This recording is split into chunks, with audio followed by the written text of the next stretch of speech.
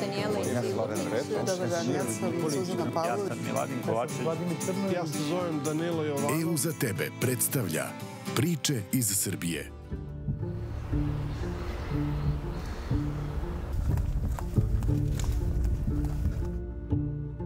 Ja sam Bojan Jaćimović, generalni sam sekretar Paraolimpijskog komiteta Srbije već vrlo dugačak niz godina.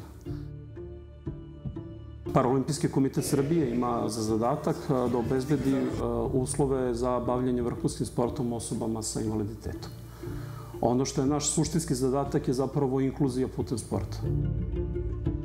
2004. godine smo imali faktički jednog plivača, nekoliko atletičara i nekoliko stolnih tenisera. To su bili ljudi koji su imali vrhunske rezultate, ali sada mi imamo sportiste u 16 grana sporta od 36.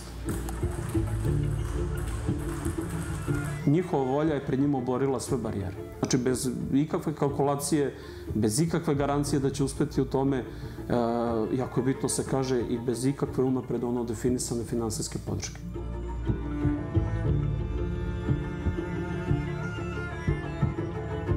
To je zaista zadivljenje. Ono što smatram da je neophodno je faktički podizanje svesti, posebno među roditeljima dece i mladih sa invaliditetom.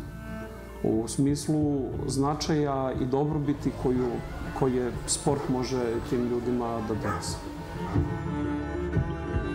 Saradnja sa Evropskom unijom je za nas od izuzetnog značaja.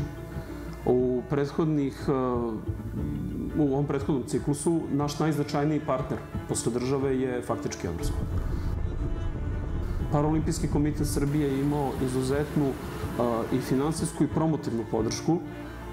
Postoji spot koji možete da vidite na našem sajtu www.paralimpic.rs koji je izveden u produkciji delegacije Evropske unije i ja sam na taj spot ponosan.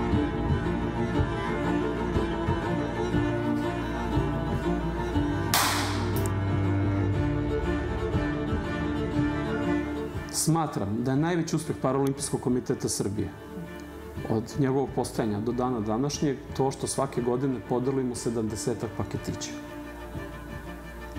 To je posledica toga što naši sportisti, naši treneri, koristeći sport kao instrumente inkluzije, žive onako kako svi mi ovde živimo.